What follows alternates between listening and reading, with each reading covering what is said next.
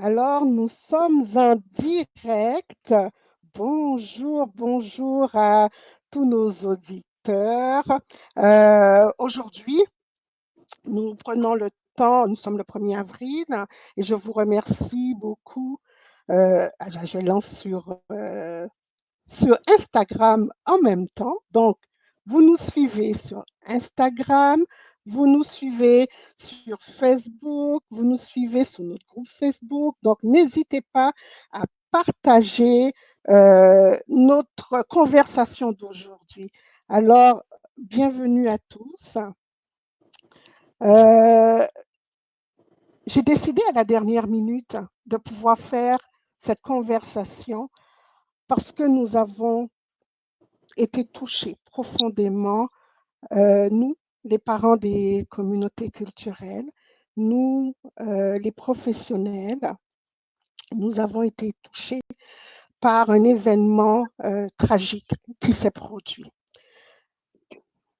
Nous avons perdu de jeunes enfants en très bas âge, dans la fleur de l'âge. Et avant de continuer, j'aimerais présenter mes condoléances aux parents qui vivent en ce moment une tragédie et nous sommes de tout cœur avec eux. Alors, pour moi, c'était important que nous puissions avoir cette conversation avec des professionnels sur ce qui se passe au sein de nos familles. Comme vous le savez, Nunanuk Service a comme mission de soutenir les parents de la diversité culturelle dans leur rôle parental, de les accompagner, de les écouter, de les orienter. Et nous ne pouvions pas passer à côté de cet événement sans prendre la parole, sans nous positionner par rapport à ce qui se passe.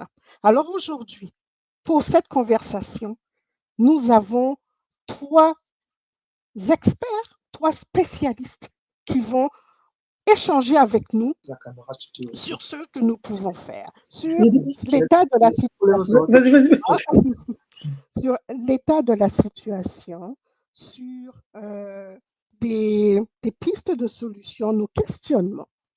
Alors, je vais vous les présenter. Jennifer Burnham, bonjour. Bonjour. Elle est la fondatrice de CAS Coaching et s'adresse spécialement aux enfants et jeunes adultes afrodescendants. C'est cela? Oui, c'est ça, exactement. Je suis criminologue, en fait, donc j'offre des services de relations d'aide criminologique à cette portion de la population en grande de manière générale. Très bien. Alors, merci Jennifer de venir ici partager ton expertise avec nous, surtout à la dernière minute. Donc, ça prouve vraiment ton souci de contribuer à faire cette différence auprès de cette jeunesse. Georgette Quadio, qui est avec nous aussi. Bonjour Georgette. Est-ce que tu Bonjour. peux te présenter? Très bien. Bonjour Myriam, merci. Moi, c'est Georgette Quadio. Je suis éducatrice spécialisée de base, mais coach pour parents, pour parents familiales, pour parents interculturels. Je m'occupe de tout ce qui est enfants, parents, c'est-à-dire la famille en général. Merci. Merci Georgette. Et nous avons aussi Sandrine Sangari. Est-ce que Sandrine, tu peux nous parler? On ne te voit pas? Oui, allô Myriam. Bonjour Sandrine. Bonjour tout le Alors, monde. on ne te voit pas, mais on t'entend. J'ai un petit problème de caméra, j'essaie de la connecter, mais pour l'instant, je vais me présenter. Oui. Merci pour l'invitation Myriam, merci chers auditeurs aussi de nous suivre. Un peu, je vais me présenter comme les autres. Je suis Sandrine Sangari, effectivement, je suis technicienne en travail social à la base. Je suis coach aussi, coach pour parents immigrants découlant de Nunavut, effectivement. Donc, je travaille aussi dans le domaine du coaching, mais aussi en centre jeunesse, en protection de la jeunesse aussi. Et j'ai beaucoup travaillé auprès des communautés immigrantes, des communautés en général au Québec, dans tout ce qui est domaine du communautaire, les pères, un peu de tout. Donc, tous les parents, on va dire. Et merci beaucoup de vous connecter à nous pour le thème d'aujourd'hui qui nous touche beaucoup. Voilà. mes condoléances. Allô? Merci, merci Sandrine, beaucoup merci. Alors, il y a quelque chose qui va être très important aujourd'hui dans notre conversation. Ce n'est pas un problème de communauté culturelle, hein. C'est un problème de jeunes. Soyons clairs là-dessus. C'est un phénomène sociétal, mais étant donné que ce sont des jeunes des communautés, nous allons donc en parler sous cet angle-là. Jennifer, je vais commencer par toi. OK? Comment on peut expliquer ce qui se passe? C'est quoi? Quel est ce phénomène? Ben, en fait, c'est une question qui est bonne à mais c'est une question qui, tu sais, je veux dire, de génération en génération, les parents ont toujours l'impression que les jeunes, au niveau de l'adolescence, vont plus loin dans les comportements. C'est quelque chose qui est normal. À l'adolescence, on va aller essayer de forger notre identité, de se dissocier de notre parent, explorer des nouvelles choses. Donc, on va aller voir qu'est-ce qui se passe à l'extérieur. Puis, il y a cette partie un peu où est-ce que les jeunes vont aller tester les limites, essayer des choses différentes, des choses comme ça qui vont faire peur aux gens autour. Puis, il faut être capable de voir comment on accompagne nos jeunes là-dedans. Parce qu'il ne faut pas perdre le contrôle. Savoir que c'est normal, mais il faut être capable de les ramener. Vous savez, on dit souvent qu'à l'adolescence, le lobe préfrontal n'est pas complètement développé. Oui. Parents qui sert pour venir mettre les limites, pour venir faire comprendre qu'est-ce que tu peux ou ne peux pas faire. Donc ça, c'est quelque chose qui est hyper important. Donc, c'est sûr qu'à l'adolescence et pour tous les jeunes, et comme tu disais, de toutes les communautés, on va vouloir aller tester des choses. On va vouloir aller faire des choses. Ouais. C'est dans le comment et dans le que c'est à ce moment-là où ça peut devenir dangereux pour les jeunes et comment on accompagne ces jeunes-là aussi à travers ces choix-là pour éviter que la recherche d'adrénaline, la recherche, que le testage de limites, la recherche identitaire, à aller vers des événements qui vont, faire des choix qui vont les amener vers des événements tragiques comme ceux qu'on a vus là la semaine dernière. Oui, tout à fait. Donc, on parle vraiment d'un processus qui est quand même normal pour tous les jeunes. OK, la recherche d'adrénaline, on essaie de se distancier des parents, on n'est pas encore... la gestion du risque, on aime ça beaucoup, le risque. Mais en même temps, j'ai aimé un des mots que tu as dit, donc j'ai oublié, mais en fait, c'est toute la question identitaire. OK? La question identitaire, je pense, prend une place importante pour ces jeunes-là. Elle prend une Georgette, excuse-moi. Oui, vas-y, Jennifer. Non, j'allais Vas-y, dire Jennifer. importante pour les jeunes et particulièrement pour nos jeunes des communautés culturelles qui font face à des stéréotypes. Ils font face à ils sentent qu'ils doivent être quelque chose pour répondre à la société québécoise. Ils font face en même temps à des parents qui sont complètement différents puis ils veulent trouver leur place dans cette société. Donc, c'est comme une double identification d'un adolescent qui a grandi ici avec des parents québécois. C'est différent parce que la société le perçoit différemment. Donc, dans les choses qu'on va aller explorer, ça va être différent pour se trouver aussi. Mais Georgette, je te laisse poursuivre si jamais. Merci Jennifer, merci Myriam. Je pense que Jennifer a parlé en long et large des différentes problématiques. Qu'est-ce qui envoie nos jeunes à cela? Mais sans trop m'apitoyer sur ce que Jennifer a dit, mais c'est tout un ensemble, mais dans le fond, je pense que ces jeunes-là, c'est aussi pour tester la limite au niveau des parents, c'est pour voir combien de fois, à quelle étape les parents sont aussi impliqués dans l'éducation de leurs enfants. Et aussi, souvent, comme l'a dit Jennifer, c'est pour voir comment est-ce que se montrer, parce qu'à ce âge-là, ils se disent qu'ils sont invincibles. Donc, c'est comme des explorateurs. Certes, ils ont été explorateurs dans le plus bas âge, mais à cet âge-là encore, ils se trouvent comme des explorateurs. Ils veulent encore faire plus, montrer qu'ils sont des hommes. Ils sont arrivés à un stade où rien ne peut les arrêter. Donc, ça fait qu'ils sont confrontés à certaines choses à l'extérieur que nous, en tant que parents, on n'a même pas écho, on ne sait même pas qu'est-ce qui se passe. Il faudrait pas qu'on se leurre. Ils sont éduqués par eux-mêmes à 80%. Ils ont l'école, ils ont les activités extrascolaires. Ils ont beaucoup d'activités qu'ils font à l'extérieur et que nous, parents, même si on est en plein dans leur quotidien, par exemple, je donne un exemple très simple. Je peux déposer mon enfant au sport. Il dit qu'il va au karaté. Je le dépose au karaté. Je sais qu'il commence à 14 et finit à 17. Moi, parent, peut-être j'ai autre chose à faire. Je le dépose, je le vois entrer dans la cour ou bien dans le centre de karaté. Mais qu'est-ce qui prouve qu'il est resté? C'est pas la responsabilité du maître karaté ou bien du professeur de s'assurer que l'élève est resté jusqu'à la fin. Mais en tant que parent, je me dis, il est quand même assez semi-adulte, si je peux m'exprimer ainsi. Il a 16 ans ou il a 14 ans. Au Canada, au Québec, on dit à 14 ans, 16 ans, on ne doit pas trop s'impliquer dans la vie des enfants. Donc, il se dit, j'ai un champ libre. Je peux dire à mon professeur, je vais à la salle d'eau, je vais revenir, je peux trouver une porte de sortie, je bifurque, je sors, je vais faire d'autres activités. Et le parent, il arrive, il ne me trouve pas, ou bien il me trouve, je suis au centre, mais il ne sait pas qu'est-ce que j'ai fait entre 14h et 17h. Pour lui, j'étais au sport. D'où la responsabilité des parents en amont et en aval. Donc, c'est dans ce sens-là qu'il faut qu'on voit quelles sont les responsabilités des parents. C'est les parents aussi ont de la responsabilité, mais souvent, ils ne sont pas outillés. Ce n'est pas de leur faute. Est-ce qu'ils ont la chance? Est-ce qu'ils savent qu'il y a l'accessibilité? Comment aller chercher des informations? Comment aller s'outiller pour venir aider leurs enfants? Donc, c'est de ça qu'il s'agit. Donc, on va essayer d'élaborer ensemble pour voir quelles sont les pistes de solutions et dire aux parents que c'est pas tabou. N'ayez pas honte, n'ayons pas honte. Allons chercher, allons à l'information. Mieux nous sommes informés, nous sommes outillés, nous sommes éclairés et nous pouvons mieux accompagner nos enfants. Donc, je m'arrêterai là pour le moment et on va aller plus en détail. Merci Myriam, merci Jennifer. Merci Georgette. Sandrine. Oui, Sandrine, merci. on aimerait t'entendre. Vous m'entendez? C'est mieux? Absolument. Oui. OK. Merci beaucoup, Myriam, Jennifer et Georgette. Je vous ai entendu et franchement, je me demande qu'est-ce que j'allais rajouter parce que tout est dit. Mais ce que je dirais tout simplement, c'est, je pense qu'aujourd'hui, cette journée se veut aussi de sensibiliser les parents sur la réalité qui existe, hein, parce que très souvent, comme Georgette venait de le dire, on ne sait pas ce qui se passe quand on va dehors. On n'a aucune idée. Mais je pense qu'aujourd'hui, non seulement par expérience, mais aussi par professionnalisme, on est capable de nommer des trucs qui sont réels, que nos enfants vivent.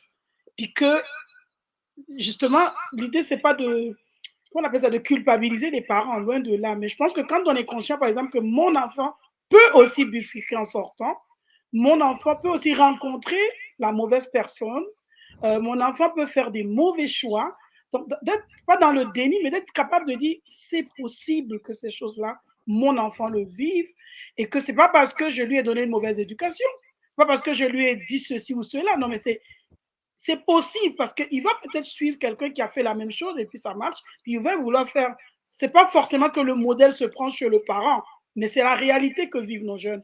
Et déjà d'en être conscient, ça va nous permettre d'aller chercher l'aide qu'il faut pour justement pas éliminer cette réalité, mais peut-être amener à mieux accompagner notre enfant aussi dans ses choix. Donc voilà un peu ce que je voudrais rajouter sur ce que mes deux sœurs tantôt. D'accord, merci beaucoup Sandrine. Alors j'ai beaucoup aimé, hein, on n'est pas là pour culpabiliser les parents, mais en même temps il faut être conscient. Okay? Il faut être conscient qu'effectivement il y a une certaine réalité à l'extérieur, mais il y a aussi une réalité à l'intérieur, à la maison. Okay? Le thème c'est qu'est-ce qui se passe dans nos familles. Ça veut dire aussi comment on peut, en tant que parent, parce que c'est clair, on a certaines façons de voir notre rôle parental. Les enfants sont soumis à une autre vision à l'extérieur. Comment pouvoir accompagner nos enfants en sachant pertinemment, comme le disait Jennifer, des fois ils sont tiraillés au niveau identitaire. Qu'est-ce que la société leur reflète? Qu'est-ce que nous, en tant que parents à la maison, on leur reflète et quelle est leur place? Donc, Jennifer, toi, dans ton expérience, qu'est-ce que les jeunes disent? Comment ils voient leur positionnement et leur relation avec leurs parents? Comment ils la vivent? Le positionnement, en fait, souvent, les jeunes, ce qu'ils ont, c'est qu'ils ont complètement deux façons de faire différentes. À la maison, la relation avec les parents est bien. À la maison, ça fonctionne bien. Ils sont ultra reconnaissants pour ce que leurs parents font pour eux, mettent sur eux sur la table. Mais c'est que ce qu'ils ont à la maison, ils ne vont pas nécessairement le ressortir parce que dans la rue, ils ont des mécanismes de défense, des choses qui viennent automatiquement, qui sont mis sur place. Je pense que, tu sais, c'est hyper important de mentionner puis de dire que vraiment, tantôt, je parlais de comment la quête identitaire va faire aller qu'on va aller tester des limites d'adolescence et tout. Mais il y a un phénomène actuellement dans nos rues à Montréal qui est que les jeunes tombent beaucoup dans la délinquance. Moi, quand je parle à des jeunes, des fois, c'est comme si ben, j'habite à Montréal, je vis dans tel quartier, donc j'ai pas le choix. Il y a des endroits où je peux pas marcher, même si je suis impliquée dans rien, même si cette réalité-là, je pense que les jeunes sont pas nécessairement ouverts d'aller en parler avec leurs parents. Ils vont pas nécessairement dire à leurs parents, ben, tu m'envoies dans une école qui est dans un secteur autre que celui où on habite parce que tu veux m'envoyer avoir une bonne éducation. Mais à chaque fois que je traverse, j'ai peur parce que les choses que je vois sur les réseaux sociaux, parce que les choses que j'entends me laissent croire que je suis en danger si je sors de tel endroit ou si je me promène seule. Donc, c'est tout dans le comment est-ce qu'on va établir cette communication-là avec les jeunes dès le début pour vraiment être conscient de qu'est-ce qui se passe dans la vie de mon enfant et non juste quand je suis à la maison, je me de la manière qu'on s'attend, mais je ne fais pas peur de ma réalité. C'est quelque chose qui est vrai de manière générale et c'est quelque chose qui est vrai encore plus pour les jeunes garçons qui sont, on s'entend souvent, la cible davantage que les filles. Les filles, on dit souvent que c'est plus facile d'aller d'un endroit à un autre, etc. Ils sont moins la cible, par exemple, de certains conflits ou de certaines choses. Donc, ils sont moins dans cet état d'esprit aussi de avec qui je m'associe parce que c'est ça qui va en venir. Si, par exemple, je dois traverser le quartier pour aller faire une course pour ma mère, pour aller à l'école, pour peu importe, puis que quand je dis à ma mère non, je veux pas y aller, je ne lui explique pas et mon parent comprend pas la réalité de ce qui se passe dehors, ben qu'est-ce que je vais faire? Je vais m'entourer. Et c'est là où est-ce que les influences, les gens qui vont venir influencer ces enfants-là vont être extrêmement, vont pouvoir avoir un impact extrêmement négatif sur eux. Et à partir du moment, moi je donne toujours l'exemple avec les filles, là, l'exemple de la jeune fille qui sort de chez elle et qui change de vêtements parce que c'est pas d'une certaine façon, puis elle veut suivre la tendance ou peu importe. Mais si cette jeune fille-là, il lui arrive quelque chose, moi, ce que je dis toujours aux gens, c'est qu'elle ne va pas aller voir ses parents puis dire « Ah, il m'est arrivé telle chose », parce que là, elle va avoir peur que ses parents disent « Oui, mais comment ça se fait que tu étais là? Comment ça se fait que tu étais habillée comme ça? C'est pas comme ça que je t'ai envoyé à l'extérieur de la maison. » C'est la même chose avec les jeunes garçons, c'est la même chose avec tous les ados. Ils vont faire des choses, puis après, ils vont avoir peur dans la famille, ils vont avoir peur d'en discuter parce de leurs parents. Fait qu'ils vont vivre comme deux vies parallèles, puis c'est ça qui va être difficile après à concilier. Ah, c'est extraordinaire ce que tu viens de dire, Jennifer, parce que en fait, c'est la communication. C'est comment un parent, ok, peut entendre tout ce que son enfant peut lui dire. Parce qu'il faut que l'enfant soit en mesure de parler à son parent de ce qu'il vit à l'extérieur pour éviter d'avoir cette double vie. N'est-ce pas? C'est bien ce que je comprends. Donc, il y a des réalités à l'extérieur, les parents ne sont pas au courant. Et si le jeune vient lui en parler aux parents, on sera plus dans la culpabilité, hein, ou pourquoi, et non pas dans l'écoute, la communication. Georgette, j'aimerais bien t'entendre là-dessus. Mais oui, moi je pense qu'on a touché le mot-clé, la communication. La communication parent-enfant. C'est quoi la communication parent-enfant? Comme l'a si bien dit Jennifer, oui, mon jeune ne viendra pas me voir pour me dire « Ah, voici ce qui s'est passé, pourquoi est-ce que j'ai fait ceci, j'ai fait cela ?» Non, parce que quoi? Qu'est-ce que l'enfant a accès? L'accessibilité à la communication avec le parent, c'est quoi? Est-ce que je cherche à savoir comment mon fils il vit ou ma fille elle vit à l'extérieur? Est-ce que je me pose la question de savoir qui elle fréquente? Excusez-moi, je vais aller un peu en arrière. Dans nos traditions, avant nos parents, en fait, personnellement, moi je viens de l'Afrique. Mon père, tu marches avec une fille ou bien tu as un ami, il va te demander qui sont les parents de cette personne. D'où vient cette personne avec qui tu marches? À l'école, qui tu fréquentes? Qu'est-ce que tu veux? Qu'est-ce que tu fais? On trouvait qu'ils étaient trop intrusifs dans nos vies, mais c'était pour nous protéger, c'était pour nous emmener à être en sécurité. Mais aujourd'hui, tu l'as si bien dit, il y a une question d'identité avec les valeurs de nos parents, les valeurs de nos pays et les valeurs québécoises. Il y a vraiment un conflit. Mais est-ce que moi, en tant que parent, dans cette nouvelle génération, comment est-ce que je fais pour pouvoir aider mon jeune? Je prends un exemple, j'en parlais avec Myriam tout à l'heure par rapport à l'incident qui est arrivé. Malheureusement, ces deux jeunes sont partis. Je m'incline encore devant leur corps. J'en parlais avec ma fille de 17 ans. C'est elle qui m'a donné l'information. Elle me dit, ah, maman, voici ce qui s'est passé à Rosemont. Je savais même pas. C'est elle qui est venue me donner l'information. Je veux dire, si j'étais une mère qui n'avait pas pour habitude d'échanger avec mes enfants, je serais restée là pour dire, écoute, ne viens pas me parler de tes histoires. J'ai beaucoup à faire. Je dis, ah, mais qu'est-ce qui s'est passé? Elle m'a conté ce qui s'est passé. La première des choses que je lui ai posé, question que je lui ai posée, comment tu te sens dans cette histoire? Comment tu la vis? Qu'est-ce que tu aurais fait? Elle me dit, oui, maman, je comprends, c'est de la responsabilité des parents, mais les jeunes d'aujourd'hui, de notre âge aussi, doivent apprendre à faire certaines choses où les parents ne doivent pas être certainement responsables. J'ai dit, je suis d'accord avec toi, mais qu'est-ce que tu penses que nous, en tant que parents, on aurait pu faire? Elle dit, les parents seraient bons de savoir qui leurs enfants fréquentent, qu'est-ce qu'ils font dehors. Et puis, je dis, mais l'heure ne t'a pas intrigué quand tu dis que ces jeunes devaient être responsables. Ça s'est passé à quelle heure? Elle me dit à 2h ou 5h. Elle m'a donné une heure, mais vraiment qui était une heure hors de contrôle pour moi. À ces heures-là, ces enfants ne devaient pas être à l'extérieur. J'ai dit, ben, celui de 16 ans, je comprends. Il va se dire qu'il est semi-adulte et au Canada, à 16 ans, il peut sortir. Mais celui de 14 ans, les parents vont se dire que peut-être qu'il est sorti avec son ami de 16 ans, peut-être qu'il a couché chez les parents, chez son ami. Mais est-ce que les parents ont pris la peine de savoir, de vérifier certaines informations qu'il était vraiment chez son ami? Ils avaient des armes, ils ont tiré sur des gens, ils étaient en voiture, la voiture c'est à qui? Donc en même temps, ça me faisait je me posais des questions, je lui posais des questions sans m'en rendre compte. Mais j'ai vu que là, elle culpabilisait ses amis, mais moi, en tant que parent, je me sentais coupable. Tout de suite, je me disais, j'ai dit, mais ma fille sort, quelque chose comme ça lui arrive, je sais même pas avec qui elle est. Elle a des amis, je connais certains de ses amis, mais je connais pas tous ses amis. Moi, en tant que parent, qu'est-ce que j'aurais pu faire pour éviter ça? Est-ce que je devais la harceler pour savoir à chaque moment où est-ce qu'elle est? Ou bien c'était d'avoir déjà des conversations en amont, faciliter la communication entre parents et enfants pour lui permettre d'être à l'aise, de me dire où est-ce qu'elle va, avec qui elle est, qu'est-ce qu'elle fait.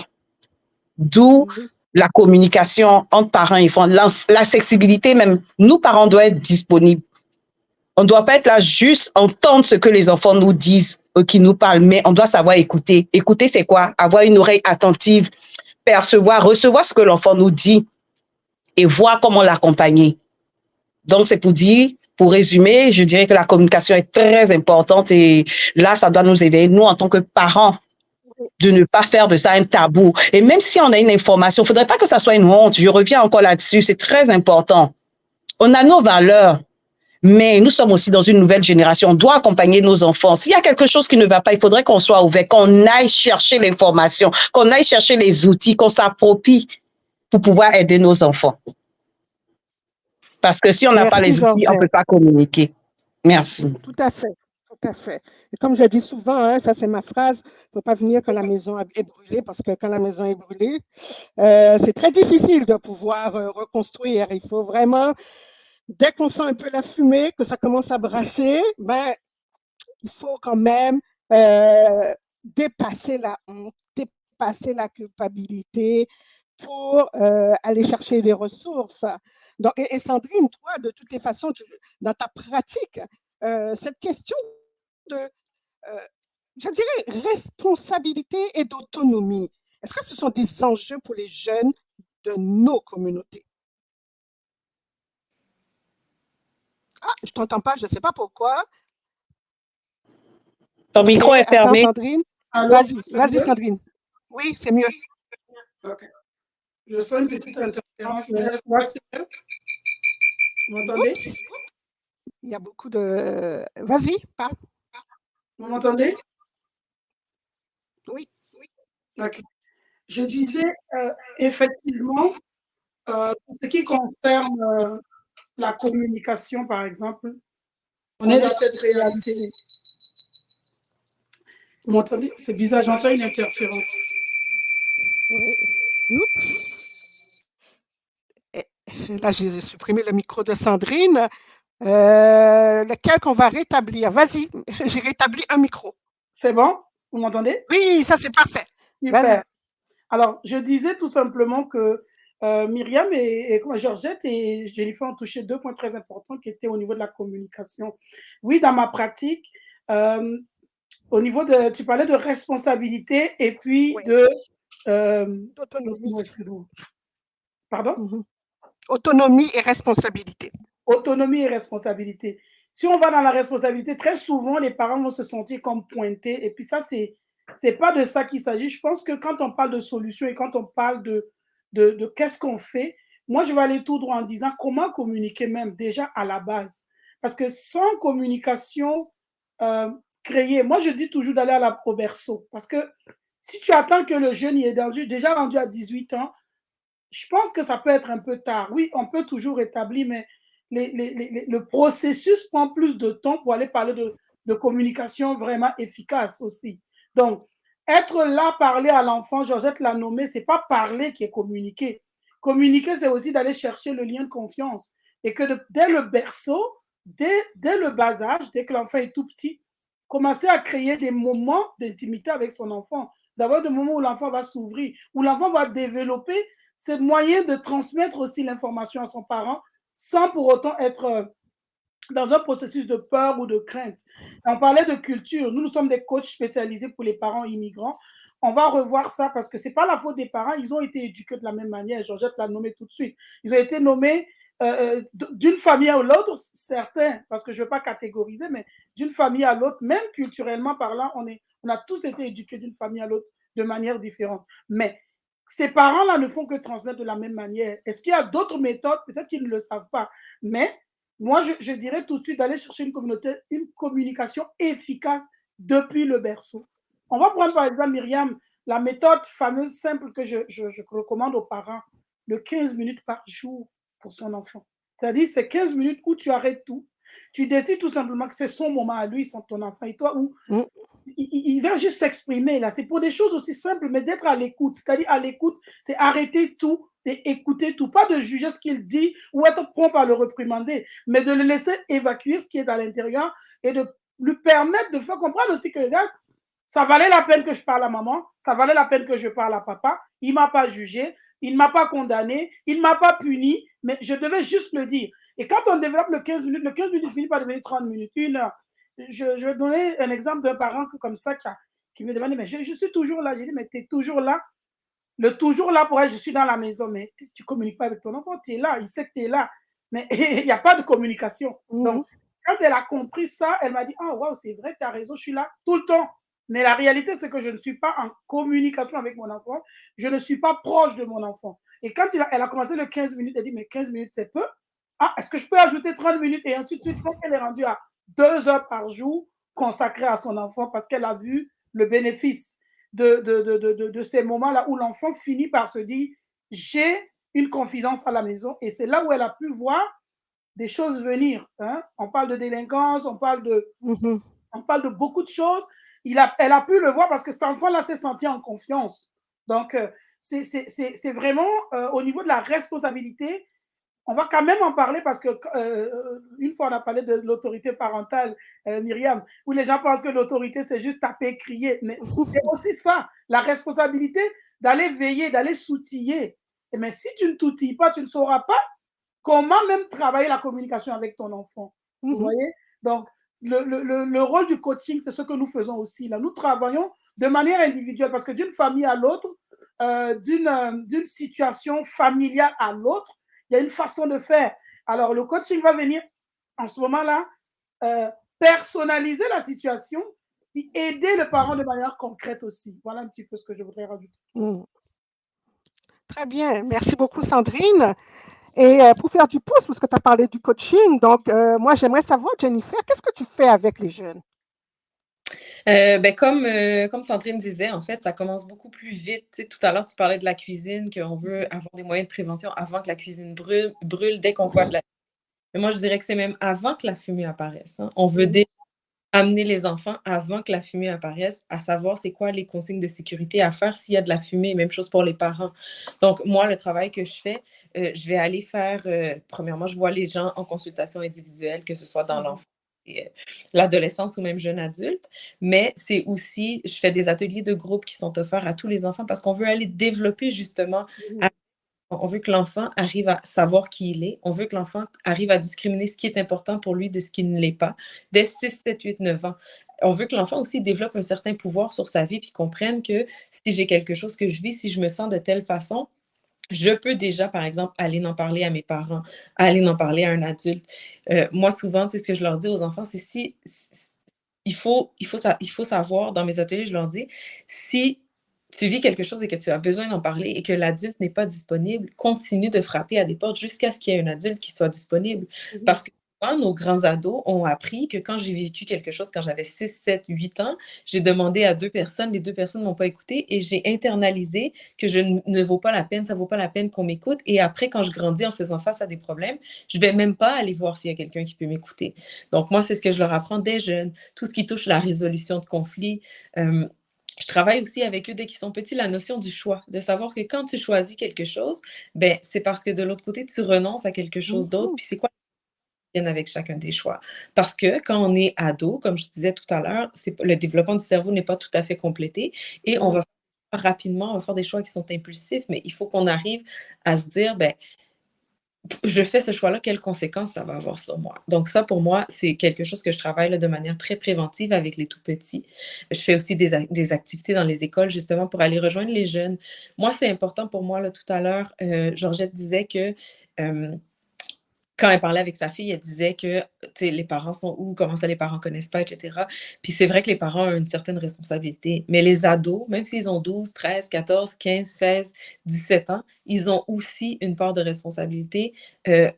C'est une responsabilité partagée, en fait, parce qu'il faut que l'ado donne accès aux parents, il faut que le parent surveille l'ado, donc c'est une espèce de responsabilité partagée. Donc moi, je travaille souvent beaucoup plus avec les jeunes. Donc je vais dans les écoles, je fais de la prévention aussi pour aller les aider à développer leurs ressources internes. Puis je tiens à dire que, tu sais, on parlait aussi, là, tantôt, je me souviens plus si ah oui, c'est Georgette qui parlait que ces jeunes-là avaient un fusil dans l'auto, qui étaient allés tirer sur des gens et tout.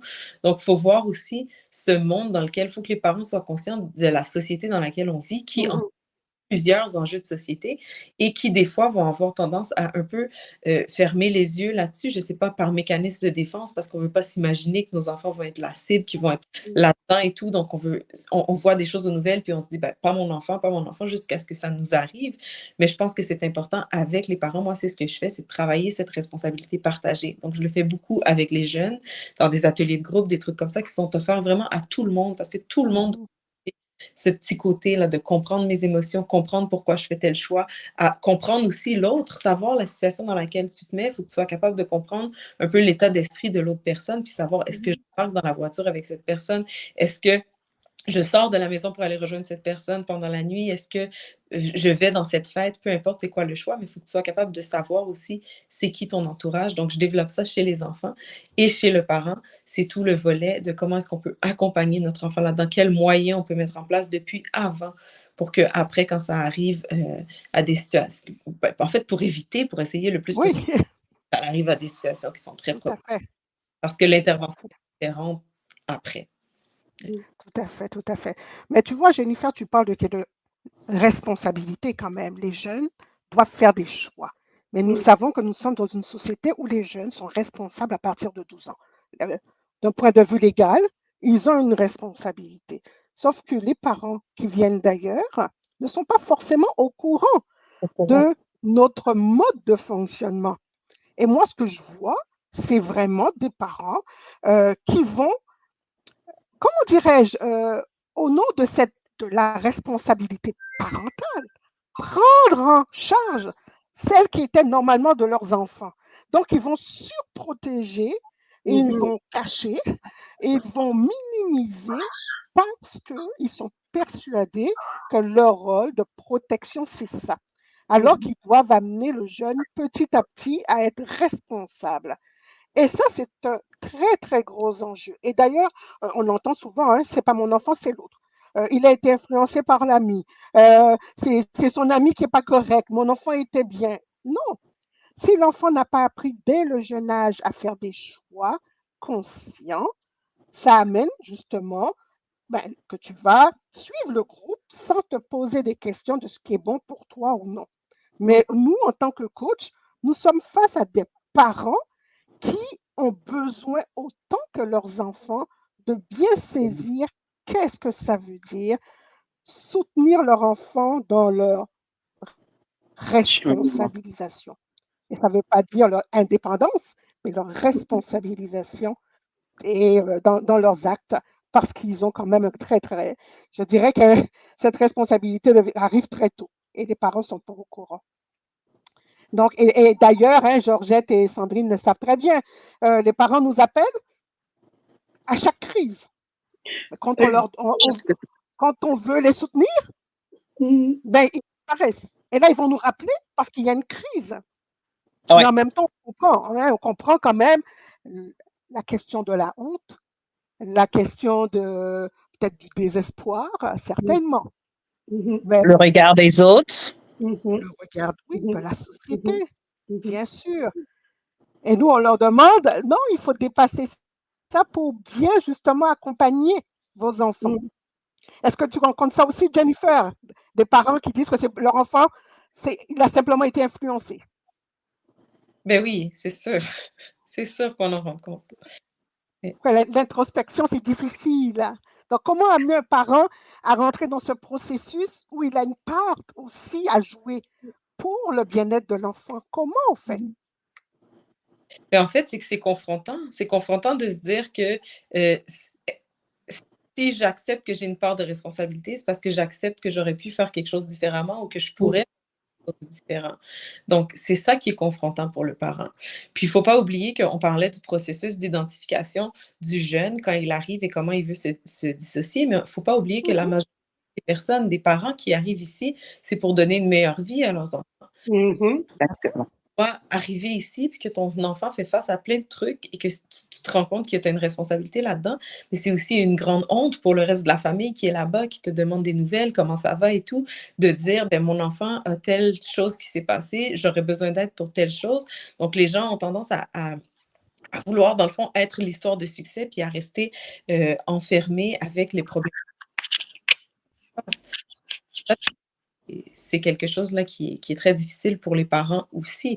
Puis il ne faut pas négliger cet aspect-là non plus. Ah ben non, nous, on est là pour ça, justement. C'est vraiment Oui. l'essence même de notre travail. Et on leur dit, écoutez, si vous voulez que ce soit une histoire à succès, ben parlez-nous.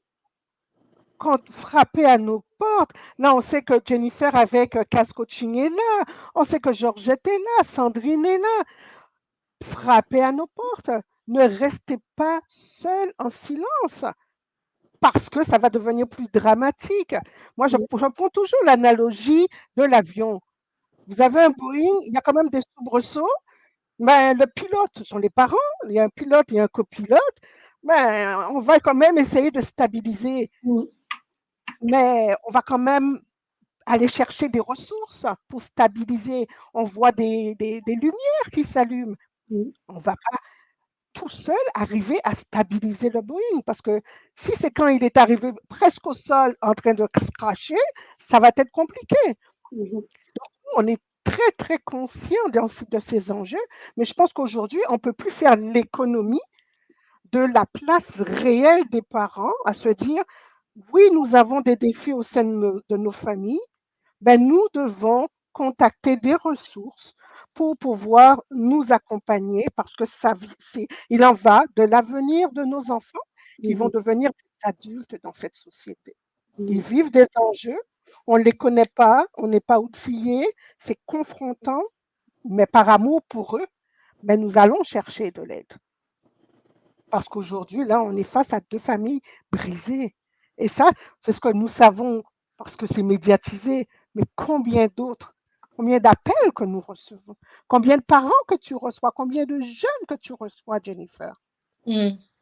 Donc, c'est vraiment, aujourd'hui, je dis aux parents, aux gens qui les entourent, nous ne devons plus rester dans le silence et la honte par rapport à ce qui se passe.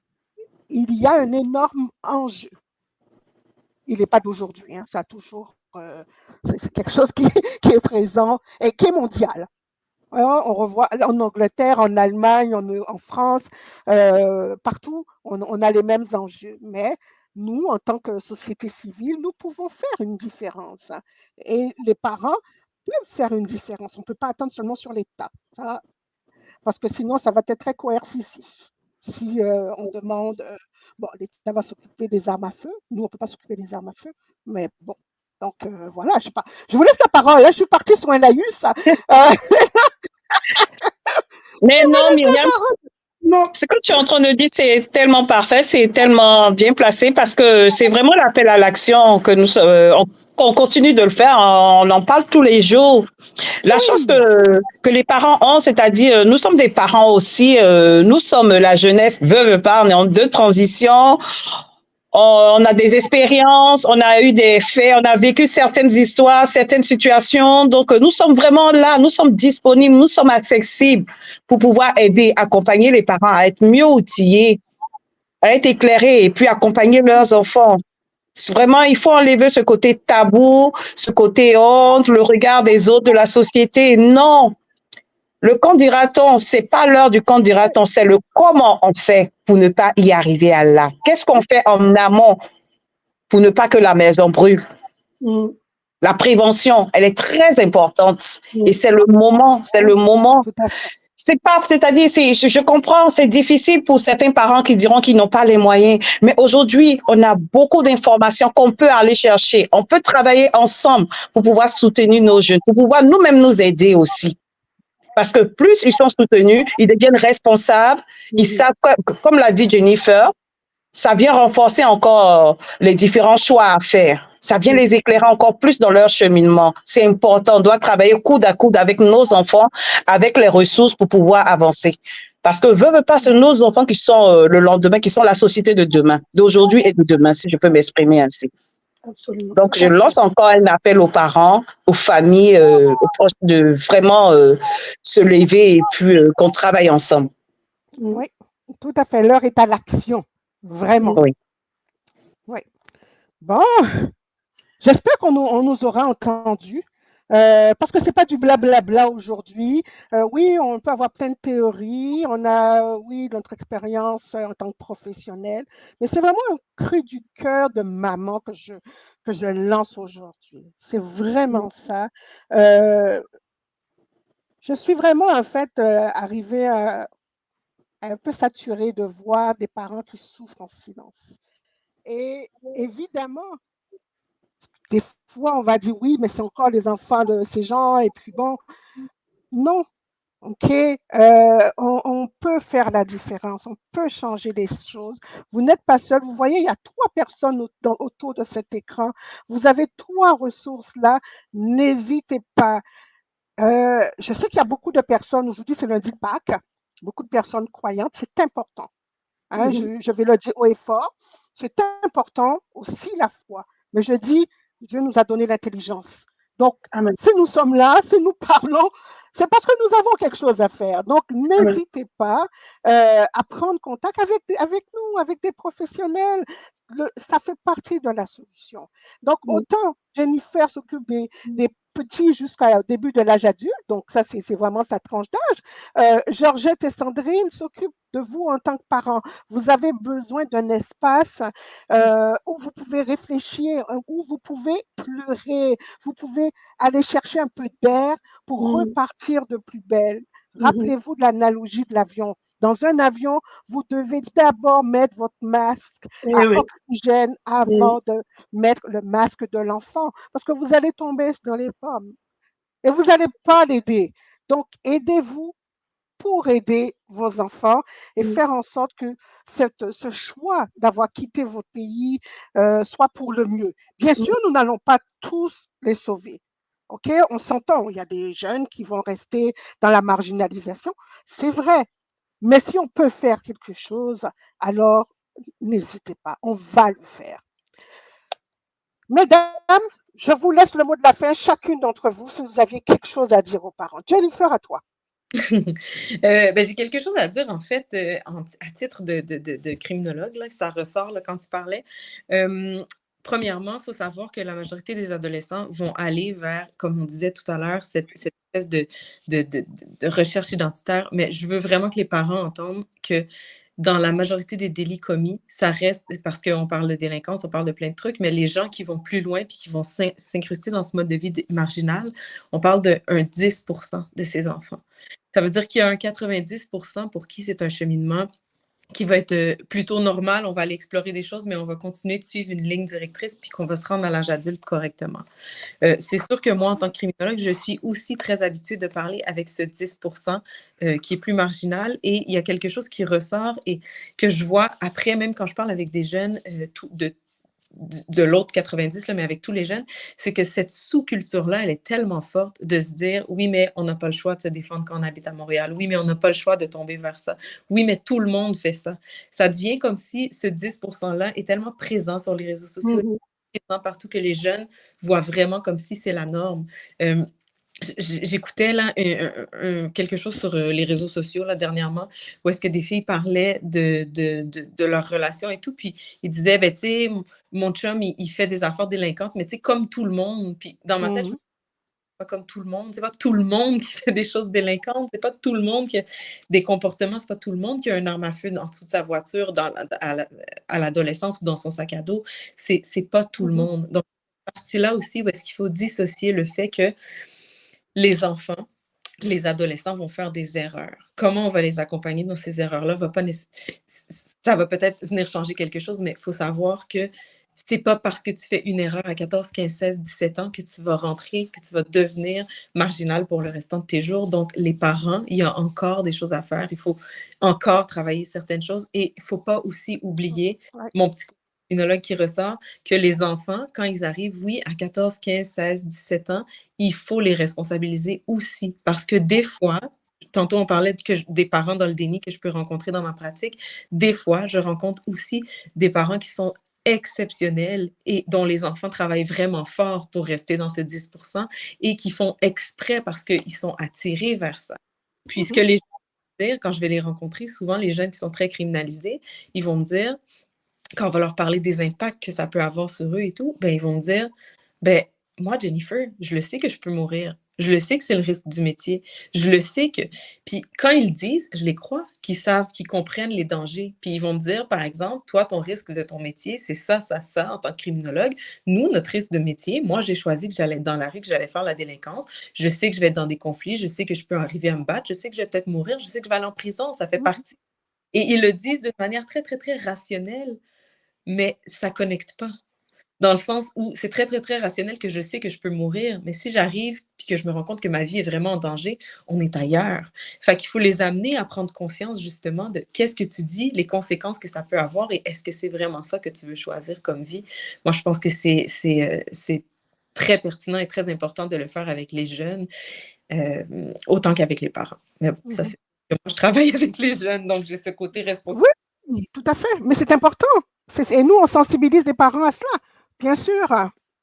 C'est vraiment, c'est aussi on travaille le même aspect, mais sur le parent, nous, et toi avec les jeunes. Donc, on voit que c'est un enjeu central, vraiment.